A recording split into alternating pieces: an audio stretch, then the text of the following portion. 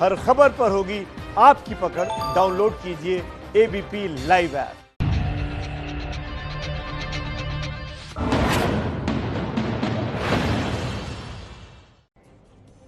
नमस्कार, ABP news पर हाजिर हूं मैं रुमाना इसार खान। बिहार में चुनाव प्रचार चरम पर है, वादों की बारिश हो रही है। कोरोना काल में हो रहे इस पहले चुनाव में बीजेपी ने मुफ्त टीका देने का पासा फेंका है। विवाद हो गया है इस पर। जिस वैक्सीन का इंतजार देश के साथ साथ पूरी दुनिया कर रही है, उसे वोट के बदले फ्री में देने का वादा, चुनावी वादा कैसे किया जा सकता है? और सवाल तो यह भी कि जब केंद्र में बीजेपी की ही सरकार, तो फिर फ्री वैक्सीन का वादा सिर्फ बिहार के लोगों से क्यों? बात बिहार से शुरू हुई तो देखते ही देखते पूरे देश में फैल गई। आखिर क्यों? तुम मुझे वोट दो, मैं तुम्हें वैक्सीन दूंगा, मुफ्त मुफ्त मुफ्त। ये बात बीजेपी क्यों कह रही है, समझिए जरा इस रिपोर्ट से। उगते सूरज पे है हमको भरोसा बा, ढलते सूरज पे भी हमको भरोसा बा। मोदी जी के वादों पे है हमको भरोसा बा, वादा ही नहीं उनके इरादों पे भरोसा बा। देशवा के साथ है अपन बिहार। बिहार में पीएम मोदी की पहली रैली से ठीक एक दिन पहले बीजेपी ने संकल्प पत्र जारी करके वादों का पिटारा खोला और नारा दिया, भाजपा है तो भरोसा है। मोदी जी के वादों पे है हमको भरोसा बा, वादा ही नहीं उनके इरादों पे भरोसा बा। देशवा के साथ है अपन बिहार। इसी भरोसे के नाम पर नौकरी, फसल, इलाज जैसे परंपरागत वादों के बीच सबसे पहला वादा किया बिहार में मुफ्त कोरोना की वैक्सीन देने का। वैक्सीन का प्रोडक्शन उस लेवल पर होगा जिससे जो हम इधर प्रॉमिस कर रहे हैं, बिहार में हर एक के लिए मुफ्त में वैक्सीन मिल जाएगा, वो हमारे पहला संकल्प पत्र के प्रॉमिस है। भरोसा के साथ बिहार की जनता को हम आश्वासन दिलाना चाहते हैं कि वैक्सीन फ्री में आप सबको मिलेगा। बीजेपी ने कोरोना के टीके को चुनावी वादे से जोड़ा तो आरजेडी पूछ रही है, क्या कोरोना का टीका सिर्फ बिहार का है? कोरोना का टीका देश का है, भाजपा का नहीं। टीका का राजनीतिक इस्तेमाल दिखाता है कि इनके पास बीमारी और मौत का भय बेचने के अलावा कोई विकल्प नहीं है। बिहारी स्वाभिमानी है, चंद पैसों में अपने बच्चों का भविष्य नहीं बेचते। कोरोना महामारी झूठ बोलने और देशवासियों और बिहार वासियों का मजाक उड़ाने का विषय नहीं हो सकता। मोदी जी ने तो राष्ट्र संबोधन में कह दिया कि अभी शायद 1 साल तक तो वैक्सीन आने की उम्मीद ही नहीं, और ये झूठों के सरदार बेशर्मी से यहां लोगों को बरगला रहे हैं। सवाल बीजेपी पर उठ रहे हैं तो एबीपी न्यूज ने पूछ लिया, अगर बिहार में सरकार नहीं बनी तो क्या मुफ्त टीका नहीं मिलेगा? सुनिएगा जवाब। अगर जनता का फैसला कुछ और रहा, कोरोना का टीका निःशुल्क मिलेगा कि नहीं? नहीं, जनता को संकल्प करने दीजिए। तो जनता भी तो हमें वादा करने का अधिकार है या नहीं है? हम सरकार बनाने के अधिकारी हैं या नहीं? हम जनता के सामने हाथ जोड़ के अपना विषय रखेंगे या नहीं रखेंगे? तो हमारी पार्टी ने रखा है, हमारा संकल्प है वो। तो ये वादा केंद्र सरकार का है या बिहार सरकार का? देखिए, केंद्र सरकार का हमने और बिहार सरकार के सहयोग से ये घर घर में हर लोगों का टीकाकरण होगा। केंद्र सरकार उसको मुहैया कराएगी और उसमें बिहार सरकार का भी कंट्रीब्यूशन हो करके घर घर में ये टीकाकरण हम करने का काम करेंगे। बिहार के लोगों को फ्री कोरोना वैक्सीन देने के वादे से सवाल उठे कि क्या दूसरे राज्यों में टीका मुफ्त में नहीं मिलेगा? राज्य के बड़े बीजेपी नेता के साथ देश के स्वास्थ्य राज्य मंत्री ने जवाब दिया, बिहार में दूसरी सरकार भी बन गई, मान लीजिए महागठबंधन की सरकार बन गई, तब भी टीका तो निःशुल्क देंगे। सरकार का सहयोग बहुत आवश्यक है। आज आपने देखा कि आयुष्मान भारत हमने पूरे देश भर के लागू किया, लेकिन आज कई राज्य हमसे वो आयुष्मान भारत में अलग हैं। लेकिन चुनाव के मौसम में तीर कमान से निकल चुका है। जम्मू कश्मीर के पूर्व सीएम उमर अब्दुल्ला ने पूछा है, क्या बीजेपी पार्टी के खजाने से इन टीकों का भुगतान करेगी? यदि ये सरकारी खजाने से आ रहा है तो बिहार को मुफ्त टीके कैसे मिल सकते हैं, जबकि देश के बाकी हिस्सों में पैसे देने पड़ेंगे? इससे पहले पीएम मोदी खुद राष्ट्र के नाम संदेश में कोरोना वैक्सीन को हर देशवासी तक पहुंचाने का भरोसा दिला चुके हैं। साथियों, कोरोना की वैक्सीन जब भी आएगी वो जल्द से जल्द प्रत्येक भारतीय तक कैसे पहुंचे, इसके लिए भी सरकार की तैयारी जारी है। एक एक नागरिक तक वैक्सीन पहुंचे, इसके लिए तेजी से काम हो रहा है। मोदी सरकार कह चुकी है कि पहले वैक्सीन हेल्थ केयर वर्कर्स को लगाई जाएगी, फिर बुजुर्गों का नंबर आएगा। लेकिन कोरोना काल में हो रहे पहले चुनाव में बीजेपी ने जो 11 संकल्प बिहार में लिए, उनमें पहला संकल्प कोरोना का टीका मुफ्त देने का है। डिप्टी सीएम सुशील मोदी ने संकल्प को ट्वीट किया और 1 घंटे बाद बताया कि वो खुद कोरोना पॉजिटिव हो चुके हैं। ये वही सुशील मोदी हैं जो चुनाव में कोरोना को खोजते फिर रहे थे और अब खुद कोरोना की चपेट में सुशील मोदी आ गए। इससे पहले स्टार प्रचारक शाहनवाज हुसैन कोरोना पॉजिटिव हो गए। कोरोना के केस में बिहार 11वें नंबर पर है। राज्य में 2 लाख से ज्यादा केस आ चुके हैं। फिर भी नेताओं की रैलियों में सोशल डिस्टेंसिंग नाम की चीज नहीं दिखती। लोग मास्क पहनने को लेकर गंभीर नहीं है।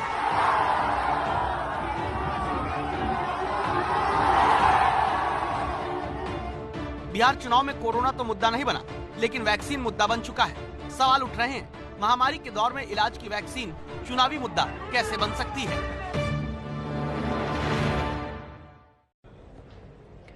अच्छा देखिए, अब एक सवाल ये भी है कि भाई अगर बिहार में लाखों रोजगार हैं तो जनता क्यों कर रही है चुनाव का इंतजार?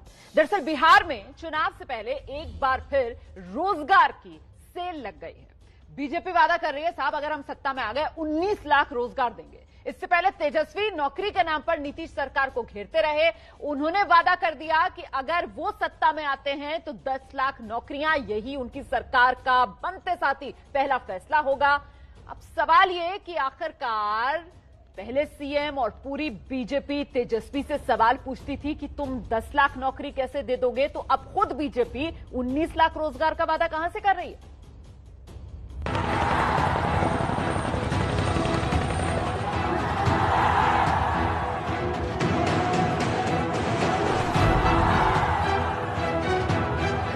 नहीं है, आज वो हो ही नहीं सकता। अगर करोगे तो पैसा आएगा कहां से? ऊपर से आएगा, कहां से आएगा?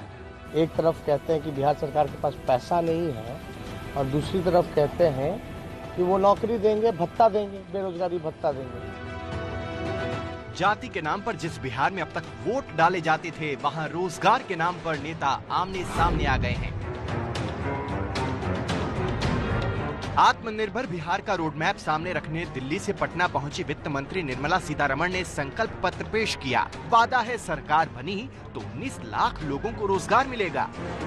19 लाख नए रोजगार के अवसर बिहार में पैदा करना तथा 1 करोड़ महिलाओं को स्वावलंबी बनाना हमारा संकल्प भी है, हमारी प्रतिबद्धता भी है। बीजेपी से पहले आरजेडी 10 लाख स्थायी नौकरी का वादा कर चुकी है। कांग्रेस बेरोजगारों को 1500 रुपए हर महीने देने और एलजेपी खाली पदों पर जल्द बहाली का वादा कर चुकी है। नौकरी का मुद्दा तेजस्वी यादव ने उठाया था और तब एनडीए के साथी और बिहार में सत्ता चला रहे नीतीश रैलियों में पूछ रहे थे, पैसा कहां से आएगा? हम लोगों ने कलश की स्थापना की है और संकल्प हमने लिया है और बेहद खुशी है कि आज का दिन हम लोगों ने चुना है, क्योंकि हम ठेठ बिहारी हैं, जो कहते हैं वो करते हैं। बिहार की जनता हमें मौका देती है तो पहले कैबिनेट में पहले दस्तखत अगर मेरा कलम चलेगा तो 10 लाख नौजवानों को हम रोजगार देने का काम करेंगे। नहीं है, आज वो हो ही नहीं सकता। अगर करोगे तो पैसा आएगा कहां से? ऊपर से आएगा, कहां से आएगा? कि नकली नोट मिलेगा? क्या मिलेगा? यह रेलवे से आएगा। राज्य के वित्त मंत्री और बीजेपी नेता सुशील मोदी ने तेजस्वी के वादे की हवा निकालने के लिए खाता बही के साथ ब्यौरा पेश कर दिया था। राज्य के डिप्टी सीएम सुशील मोदी के मुताबिक अभी मौजूदा कर्मचारियों के वेतन पर 52,734 करोड़ का खर्च है। 10 लाख और बहाली होने पर 58,415 करोड़ का खर्च बढ़ेगा, यानी वेतन पर ही 1,11,000 करोड़ से ज्यादा खर्च होगा, जबकि मौजूदा बजट ही 2,11,000 करोड़ का है।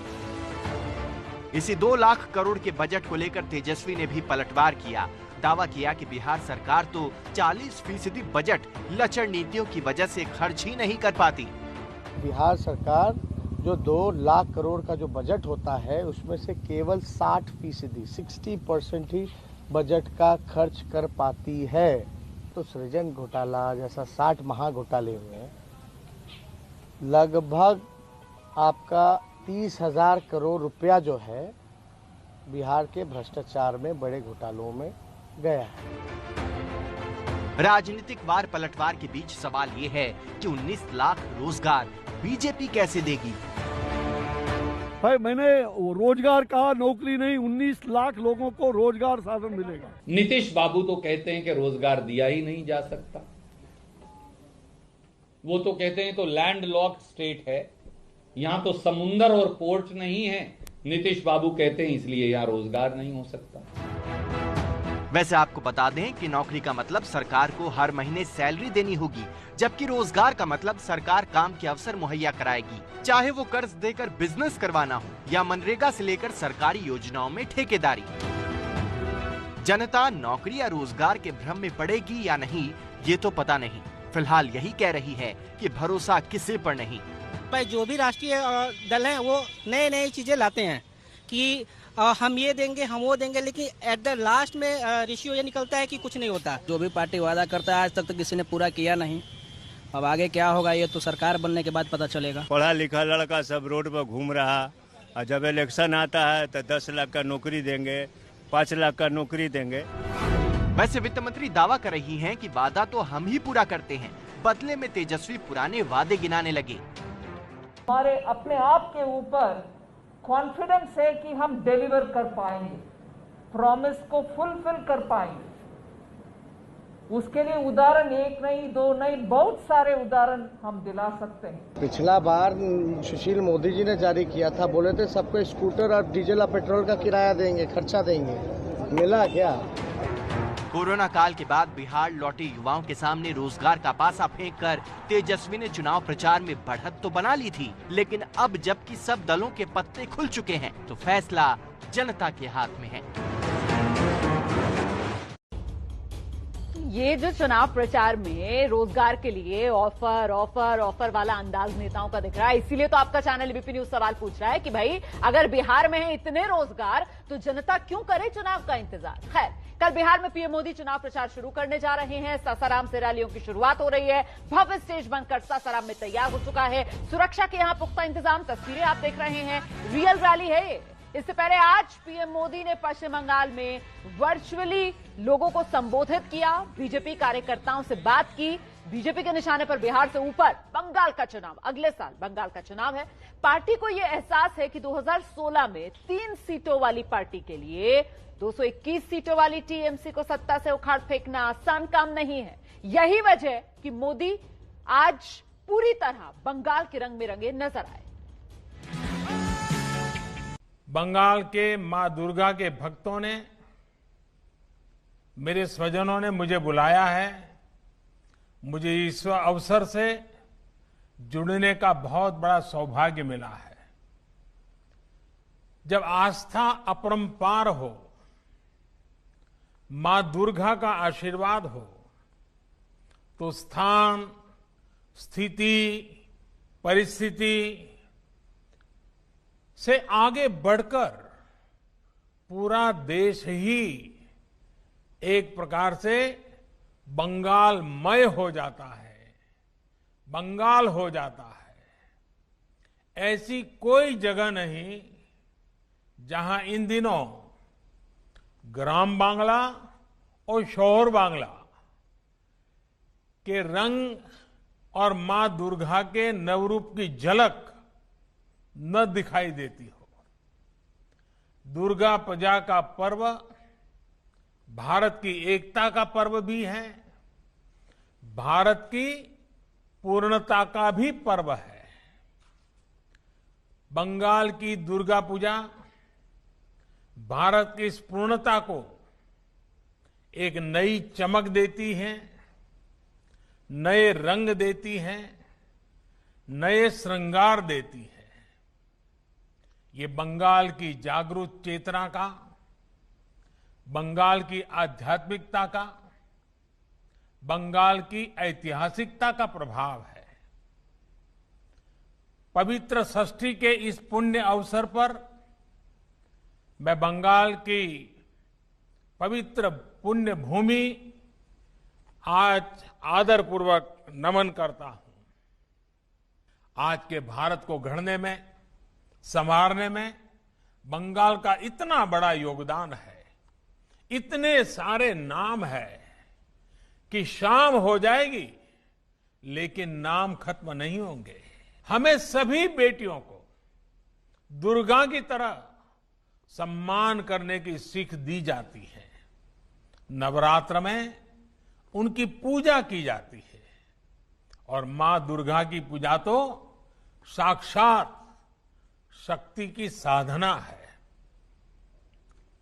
हमारी मां दुर्गा दारिद्र्य, दुख, भय हारिणी कही जाती है, दुर्गति नाशिनी कही जाती है, अर्थात वो दुखों को, दरिद्रता को, दुर्गति को दूर करती है। इसलिए दुर्गा पूजा तभी पूरी होती है जब हम किसी के दुख को दूर करते हैं, किसी गरीब की मदद करते हैं। साथियों, इस बार हम सभी कोरोना के संकट के बीच दुर्गा पूजा मना रहे हैं। मां दुर्गा के भक्त, पंडालों के आयोजकों, सबने इस बार अद्भुत संयम दिखाया है। संख्या पर भले असर पड़ा हो, लेकिन भव्यता वही है, दिव्यता वही है। आयोजन भले ही सीमित है, लेकिन उत्सव का रंग, उल्लास, आनंद असीमित है। यही तो बंगाल की पहचान है, यही तो बंगाल की चेतना है, यही तो असली बंगाल है।